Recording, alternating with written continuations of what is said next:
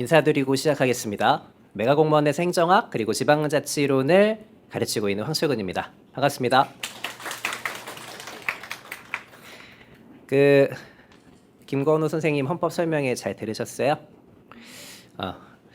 근데 나중에 이제 가보면 여러분들 나중에 아시겠지만 사실 헌법하고 행정법은 합격권에 있으신 분들은 크게 차이가 안 나요. 사실 나중에 이제 헌법하고 열심히 설명을 들으셨겠지만 여러분들 열심히 하실 테니까 헌법하고 행정법은 나중에 가면은 큰 차이가 안 나는데 변별력을 가져올 수 있는 사실 유일한 과목이 행정학이라고 보시면 돼요. 제가 이따가 지방자치론도 말씀을 드리겠지만 지방자치론도 열심히 하시면은 합격권에 있으신 분들은 나중에 가면 크게 차이가 안 나거든요. 크게 차이가 안 나는데 행정학은 이미 소문 들어서 아시겠지만 7급은 이미 엄청 어렵게 출제가 되고 있고요. 9급 같은 경우도 올해 사실 여기 계신 많은 분들이 올해 9급 시험 마무리하시고 지금 추가적인 도전을 하고 계신 거잖아요.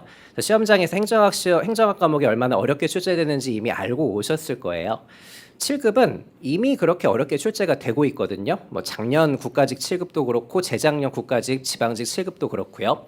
이미 어렵게 출제되고 있는 요 행정학 과목. 그래서 사실 9급 준비하신 분들은 방향성을 잘 잡고 7급까지도 마무리를 잘 하셔야 될 텐데 그 방향성을 내가 잘 갖고 공부를 하고 있는가 다시 한번 점검해 보시면 좋을 것 같고 추가적으로 제가 지방자치론도 담당을 하고 있기 때문에 지방자치론도 말미에 가볍게 설명을 좀 드려보도록 하겠습니다.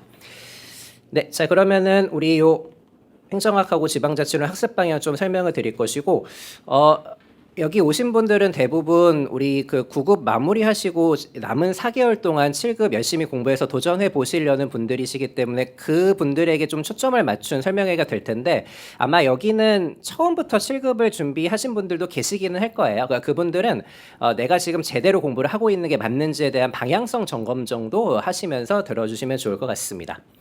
일단 제가 조금 이미지로 설명을 드리고 싶은 건데 제가 이제 요새 설명회 다니면 요 그림 가지고 설명을 많이 드리거든요.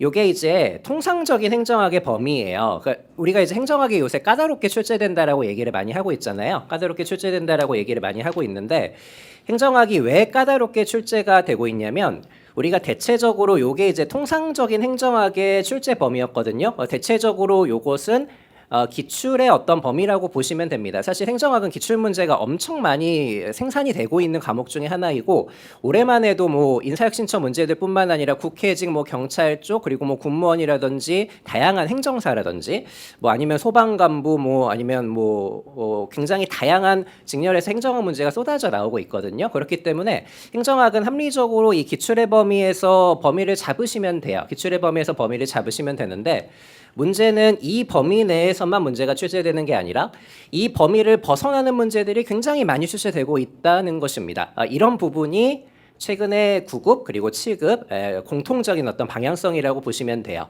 여기 이제 별을 한번 세어보시면 하나, 둘, 셋, 넷, 다섯, 6개죠. 대체적으로 한 20문제를 기준으로 6문제, 그러니까 한 30% 정도의 비중으로 기출의 범위를 벗어나는 문제들이 많이 출제되고 있다라고 보시면 되는데 이게 지금 30%라고 적혀져 있지만 요거는 최근의 어떤 최소한의 어떤 그 비중이라고 보시면 되고 7급은 사실은 절반 정도까지도 요런 좀 기출의 범위를 벗어나는 문제들이 출제되고 있다라고 보시면 됩니다.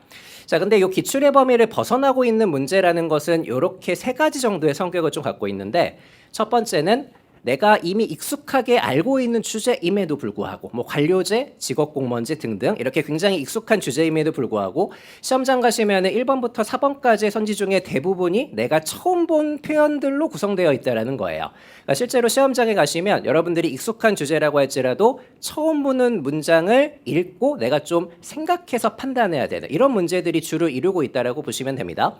낯선 문장의 문제들이 많이 출제되고 있다. 이것도 여러분들을 당황시키는 요소 중에 하나라고 보시면 되겠고 두 번째는 전혀 내가 보지 못한 주제의 문제들도 많이 출제되고 있다는 것입니다. 이번 9급 시험도 마찬가지고 7급 시험은 이미 예전부터 그래왔고요.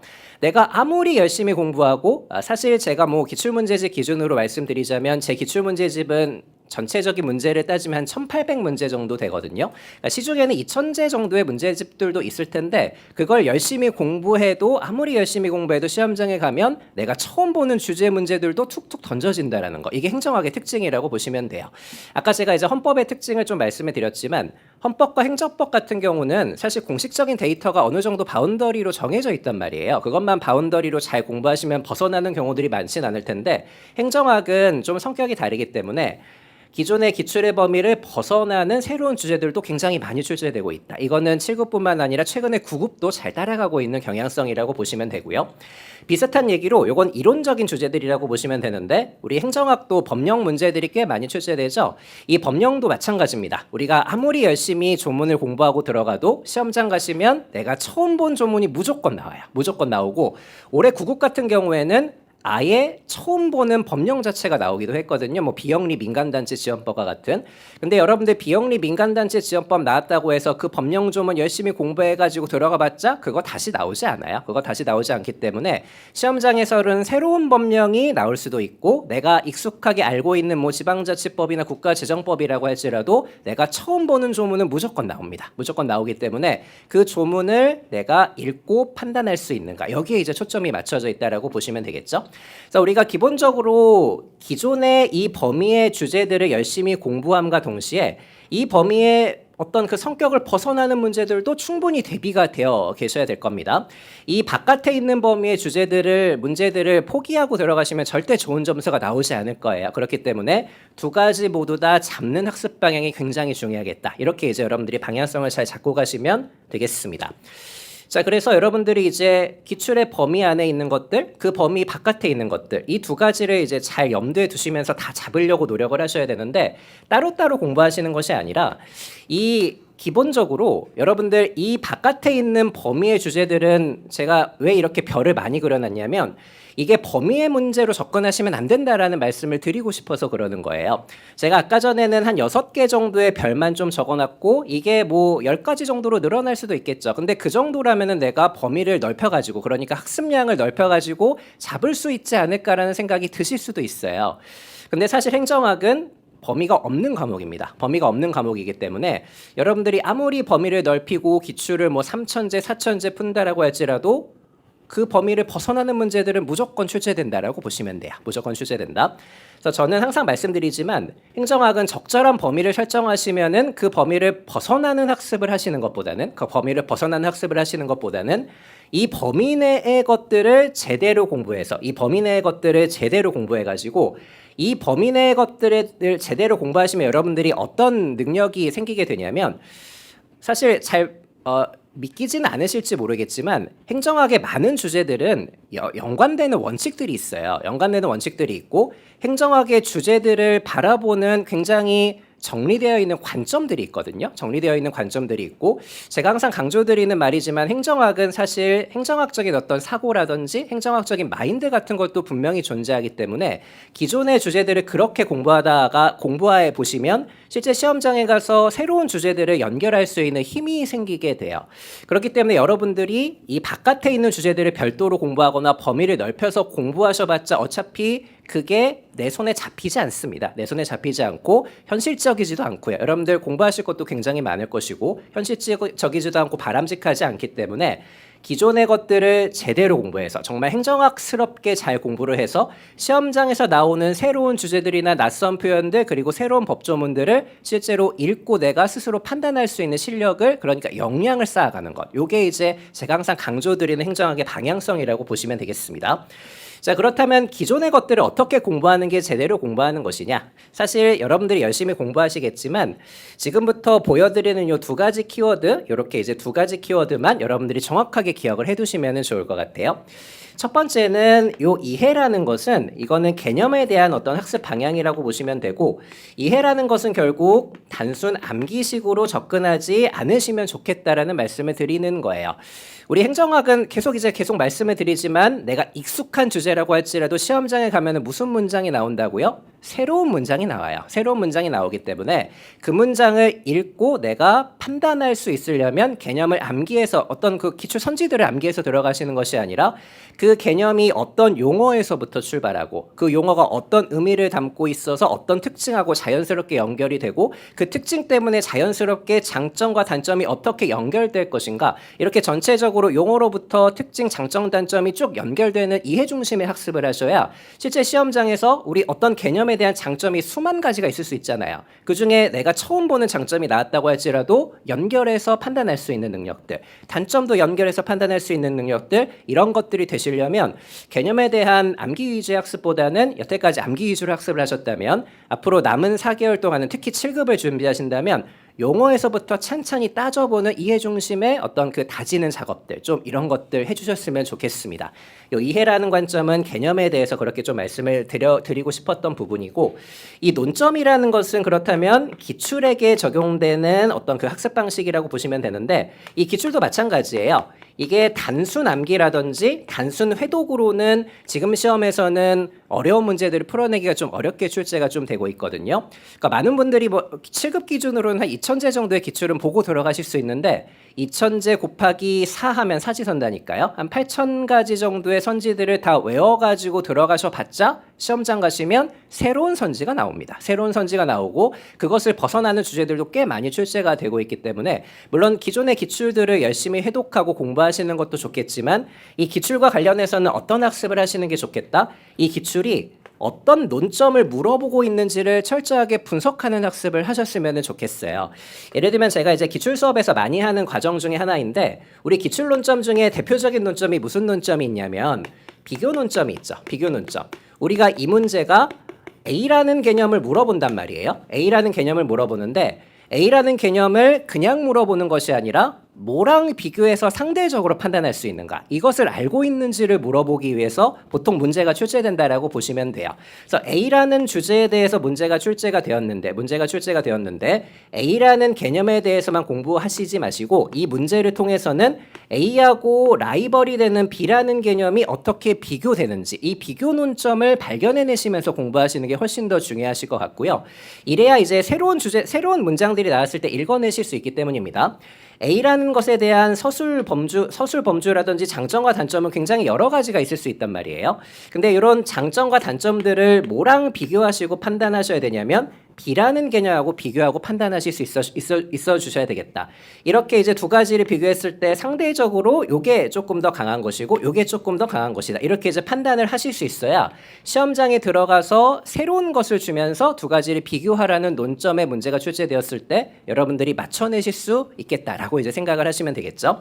여기 이제 각각의 문제들에 붙어져 있는 지식적인 어떤 기출 선지들을 외워가지고 들어가셔봤자 이 선지가 그대로 나오지 않아요. 이 선지가 그대로 나오지 않기 때문에 새로운 선지가 나왔을 때 그 새로운 선지를 반대되는 개념하고 비교하는 연습들을 평소에 많이 해두셔야 실제 시험장에서 이런 문제들을 맞춰내실 수 있겠다. 이렇게 좀 말씀을 드리고 싶고, 두 번째는 비교 논점도 중요하지만 이 논리 논점이라는 것도 굉장히 중요하죠. 행정학에서 이 논리 논점도 굉장히 중요한데 여러분들 이제 공부하실 때 보통 A라는 원인 때문에 C라는 결과가 나온다, 이런 식의 논리 구조가 많은데 대체적으로 이제 수험생분들은 이 C라는 결론만 외워가지고 들어가시는 경우들이 되게 많아요.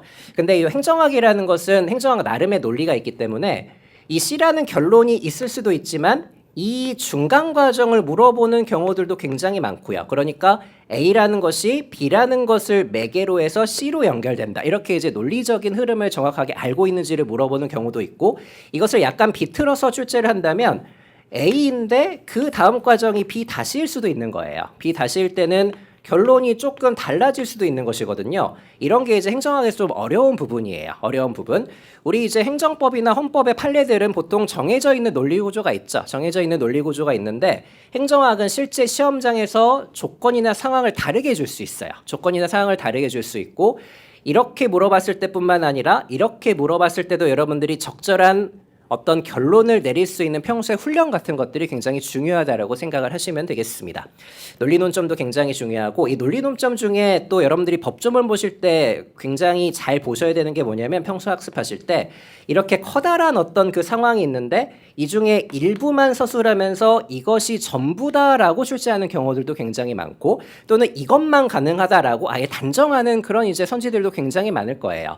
이런 것들도 여러분들이 평소에 법조문을 공부하시거나 개념을 공부하실 때 항상 점검하셔야 되는 어떤 원칙과 예외라든지 아니면 전체적인 것과 일부분의 경우에 대한 어떤 그 논리적인 관계 같은 것들 굉장히 중요하기 때문에 여러분들이 평소에 행정학 학습하실 때 이런 부분들을 좀 간과하셨다면 지금부터는 신경을 좀 써주셨으면 좋겠습니다. 그래서 기본적으로 개념과 같은 경우에는 이해 중심으로 잘 갖고 가시고 기출은 선지들을 단순하게 막 달달 외우시는 것보다는 이 기출 문제가 어떤 논점을 물어보고 있는가 이 부분을 발견해내셔야 실제 시험장에서 새로운 주제나 새로운 문제들, 새로운 법조문들이 나왔을 때 여러분들이 읽고 판단하실 수 있겠다. 이렇게 한번 생각을 해보시면 좋을 것 같아요. 여러분들이 이제 개념을 이해 중심으로 학습하고 기출을 논점 중심으로 분석하게 되면 뭐가 가능해지냐면 이 지식 기반 독해가 가능해져요. 여러분들 이 지식이라는 것이 그냥 단순 암기식으로 쌓아간 지식과 이해와 논점 분석 중심으로 쌓아간 지식은 완전히 결이 다른 것이거든요. 단순 암기 중심으로 쌓아간 지식은 그렇게 출제되었을 때만 여러분들이 풀어내실 수 있는 것이고 이해 중심과 논점 분석 중심으로 행정학을 잘 공부하셔가지고 쌓아둔 지식이라면 새로운 것들을 읽어낼 수 있는 지식이 돼요. 새로운 것들을 읽어낼 수 있는 지식. 그러니까 낯선 문장을 읽어내고 새로운 주제에 접근할 수 있고 처음 보는 법령도 내가 논리적으로 행정학적으로 좀 판단할 수 있는 이런 이제 실력이 되시는 것이기 때문에 기본적으로 행정학은 지식 기반 독해라는 걸 염두에 두시면 좋겠고요. 염두에 두시면 좋겠고 내가 갖고 있는 요 지식들을 잘 쌓아서 실제 시험장에서 요 지식을 활용해서 새로운 것들을 읽어낼 수 있도록 훈련을 좀 많이 해둬야 되겠구나. 이렇게 좀 확인을 좀 해두셨으면 좋겠습니다. 제가 지금 계속 강조드리고 있는 것처럼 이 지식 기반 독해라는 것은 이해와 논점도 중요하지만 이렇게 새로운 주제들에 연결할 수 있는 실전 훈련도 굉장히 중요해요. 굉장히 중요하기 때문에 새로운 문제들, 새로운 어떤 뭐 선지들을 읽어내는 연습들도 평소에 많이 해두셨으면 좋겠습니다. 그래서 아마 지금은 제가 지금 처음 만약에 시험 공부를 준비하시는 분들이라면 개념 이해부터 탄탄하게 하세요라고 이제 강조를 드리겠지만 여러분들은 지금 4개월 정도 시간이 남은 것이고요. 그리고 여태까지 공부를 아마 좀 해오셨을 테니까 저는 이제 커리큘럼 설명은 가볍게는 드릴 텐데 이 개념에 대한 이해라든지 기출 논점에 대한 분석 같은 것들보다는 여러분들이 여태까지 해오셨던 것들을 계속적으로 적용해보는 훈련에 지금부터는 좀 여러분들이 집중을 해주셨으면 좋겠다라는 말씀을 좀 드릴게요. 어쨌든 제가 지금부터 다시 한번 커리큘럼 설명을 좀 드리겠지만 이 그림을 잘 보시고 여러분들이 지금부터 어떻게 접근하셔야 된다라는 걸 다시 한번 말씀을 드려보자면 행정학은 범위를 잡는다라고 해서 잡히는 과목이 아니에요. 범위로 공부하지 마시고 여러분들이 물론 여러분들이 만약에 이 범위를 너무 좁게 잡으셨다면 그건 좀 늘리실 수는 있으셔야 돼요. 예를 들면 9급 기준으로는 제가 한 1300제 정도 기출 좀 풀어보고 들어가시라고 하는데 7급 기준으로는 조금 넓히시기는 하셔야 돼요. 뭐 기타 직렬의 문제들이라든지 올해 출제된 국회직 8급 문제 같은 것들도 되게 좋은 문제들 많거든요. 그런 것들은 좀 넓히실 수는 있으셔야 되겠지만 그거 이상으로 넓히실 필요는 없고 기존의 범위를 여러분들이 이해와 논점 중심으로 지식을 잘 쌓으신 다음에 그런 것들을 다른 부분에 적용할 수 있는 실전 훈련들을 많이 하시면 좋겠다. 이렇게 좀 강조를 드리도록 하겠습니다. 자, 그래서 이런 것들이 이제 반영된 커리큘럼을 제가 이제 운영을 하고 있는데 여러분들이 이렇게 적절하게 이해와 논점 중심으로 실전 훈련 하다 보시면 이제 실제 시험장에 가시면 또 새로운 주제들 출제될 것 아니겠어요? 그런 것들을 연결할 수 있는 역량이 분명히 생기게 되실 겁니다. 자, 그래서 저는 이제 커리큘럼을 이렇게 이제 운영을 하는데 지금은 뭐 개념은 이해 중심으로 기출은 논점 분석 중심으로 이런 얘기들보다는 시점상 이런 얘기들보다는 여러분들은 이제 남은 4개월 동안 기존의 개념과 기출은 열심히 이제 공부를 하셨을 테니까 그런 것들을 내가 응용하고 적용할 수 있는 굉장히 고퀄리티의 실전 훈련들에 좀 집중을 하셨으면 좋겠고요. 이건 뭐 제 강의뿐만 아니라 다른 선생님 수업을 들으신다라고 할지라도 개념과 어떤 뭐 기출 프로그램보다는 내가 실제로 문제를 적용할 수 있는 모의고사 프로그램이라든지 실전 훈련 쪽에 여러분들이 에너지를 더 쏟으셨으면 좋겠다. 이런 말씀을 좀 드리고 싶은 것입니다.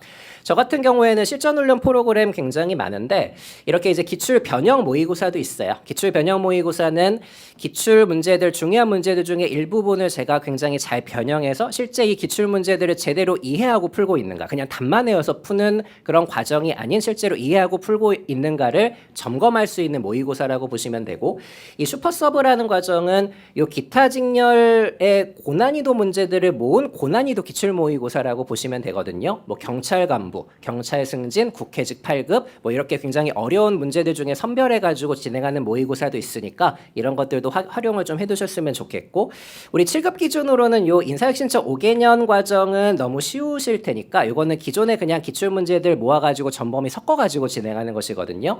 이거는 그냥 시간 있으실 때 머리 식히실 겸 활용하시면 되는 모의고사니까 참고만 하시고, 이 중에서 요 시즌 1 모의고사, 시즌 2 모의고사 아직 풀어보지 않으신 분들은 올해 국가직, 지방직 수준의 꽤 어려운 문제들이거든요. 올해 이제 9급도 어려웠고 작년 7급도 좀 어려웠는데 저는 모의고사는 좀 어렵게 출제를 하는 편이고, 그리고 모의고사 어려운 것은 두 가지의 어떤 성격이 있을 수도 있는데 저는 막 지역적이고 굉장히 좀 치사하게 내는 그런 문제들이라기보다는 아까 말씀드린 것처럼 세 가지 포인트를 살리는 모의고사라고 보시면 돼요. 익숙한 주제임에도 새로운 주제들로 구성됐을 때 읽어낼 수 있는가, 그리고 두 번째는 여러분들이 정말 처음 보는 주제들의 문제들도 굉장히 많이 넣어놨고요. 다시 한번 말씀드리지만 그 주제들에 대한 지식을 쌓으라는 용도가 아니라 내가 여태까지 공부했던 것들을 활용해서 그 주제들을 실제로 읽어낼 수 있는가, 이렇게 이제 접근을 해두시면 좋을 것 같아요. 제가 항상 그 안타까운 것은 여러분들 국어도 지방직은 준비하시잖아요. 여러분들 국어 시험 보실 때 비문학 지문들 미리 공부해서 들어가는 거 아니잖아요. 실제 시험장에서 새로운 글을 읽고 거기서 여러분들이 충분히 주제도 찾고 논리적인 모순점도 발견해낼 수 있단 말이에요.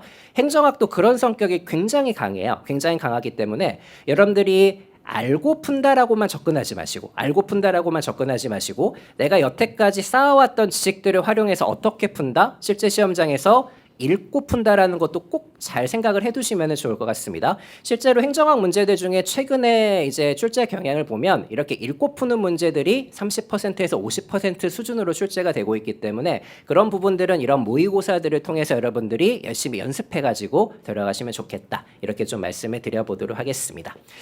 자, 그래서 여러분들 지금 이제 남은 기간 동안에는 기존에 여러분들의 학습하셨던 것들 잘 신뢰하시면서 열심히 회독하고 반복하시는 것도 좋지만 그런 것들을 적용하고 새로운 것들을 읽어내는데 한번 활용을 해보세요. 그렇게 하시면 문제가 아무리 어렵게 출제된다라고 해도 정답률 충분히 올릴 수 있는 문제들 많이 출제가 될 테니까 그렇게 접근을 좀 해두셨으면 좋겠습니다. 자, 그러면 행정학 방향성은 이 정도로 말씀을 드리면 될 것 같고요. 그리고 우리 지방직 관련해 가지고는 요 지방자치론도 관심이 많으실 거예요. 지방자치론 이것도 추가적으로 좀 말씀을 드릴게요. 아마 여기는 이제 7급 처음 준비하시는 분들이라면 선택 과목 아직까지 고민하시는 분들 계실 텐데 보통 경제학하고 지방자치론 둘 중에 하나 고르실 것 아니겠어요? 경제학 맞으시면 경제학 하시면 되고 지방자치론 맞으시면 지방자치론 하시면 되고 그건 여러분들의 선택인데 아무래도 제가 보기에는 지방자치론을 선택하는 게 다른 과목들에도 도움이 많이 되는 것 같아요.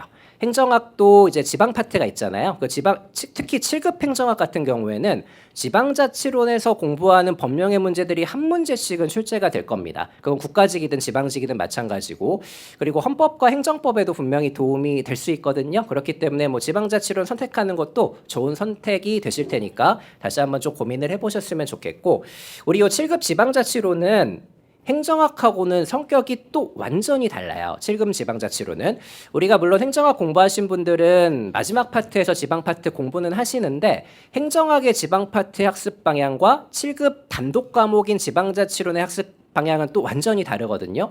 왜냐면 이 지방자치론은 기출문제들 쭉 한번 분석해 보시면 법령이 사실상 거의 대부분이에요. 법령이 사실상 거의 대부분. 우리 사실은 행정학의 지방 파트는 물론 지방자치법이 출제가 많이 되긴 하지만 이론적인 부분들도 많이 출제가 되거든요. 한 절반 정반 정도가 행정학의 어떤 비중이라면 지방자치론은 사실 이론은 거의 출제되진 않아요. 이론은 거의 출제되지 않고 이론도 우리가 행정학에서 배웠던 뭐 티브 모형이라든지 뭐 이런 것들 있잖아요. 그런 것들이 주로 출제된다라고 보시면 됩니다. 그래서 지방자치론 공부하실 때는 에너지를 어디에 거의 다 쏟으셔야 된다? 법령에 거의 다 쏟으셔야 됩니다. 법령에. 우리 20문제를 기준으로 법령이 한 17문제 정도 대체적으로 출제된다라고 보시면 되고 이론은 한 3문제 정도 출제된다라고 보시면 돼요. 자, 그렇기 때문에 뭐 이론도 잘 챙기셔야 되겠지만 비중은 법령에 잘 주셔야 되겠죠. 법령에 잘 주셔야 되고 지방자치론은 조금 지금은 낯서실 수 있겠지만 아까 제가 서두에서도 말씀드린 것처럼 사실 마지막에 가시면은 합격생 사이에서는 크게 차이는 안 나는 과목인 이유가 이건 행정법과 헌법과 마찬가지로 범위가 대체적으로 정해져 있기 때문이에요. 범위가 대체적으로 정해져 있습니다.